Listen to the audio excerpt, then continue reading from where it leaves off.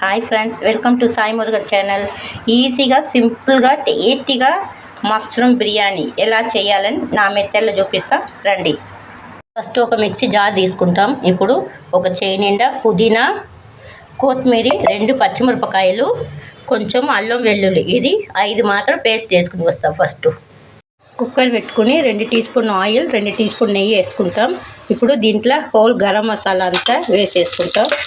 అది వేగిన తర్వాత మనం కట్ చేసి పెట్టుకున్న ఆనియన్ వేసుకుంటాం.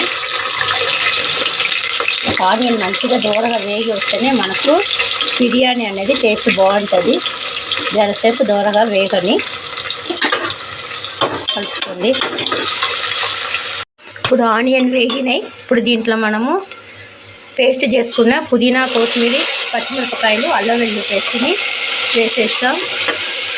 ఇది కొంచెం పచ్చి వాసన పోని ఇప్పుడు దీంట్లోనే మనం కట్ చేసుకున్న 2 టమాటా వేస్తాం.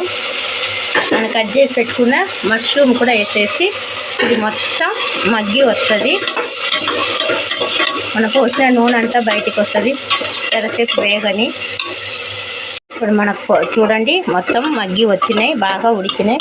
ఇప్పుడు దీంట్లో మనము కారానికి 1 టీ స్పూన్ కారము, పచ్చిమిరపకాయలు వేసినాం కాబట్టి కారం, ధనియాల పొడి వద్దు, గరం మసాలా 1/2 టీ స్పూన్ వేసుకుని ఇప్పుడు కలుపుకుని దీంట్లో నేను గ్లాస్న్నర తీసుకున్న 3 గ్లాస్ వాటర్ సరిపోతుంది, పోసుకుంటాం మనం.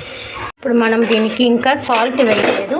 ఇప్పుడు దీనికి 1 టీ స్పూన్ సాల్ట్ వేసుకుంటాం. టేస్ట్ చూసుకుని తర్వాత వేసుకుంటాం. మనం కడిగి పెట్టిన బాస్మతి రైస్ వేసేస్తాం.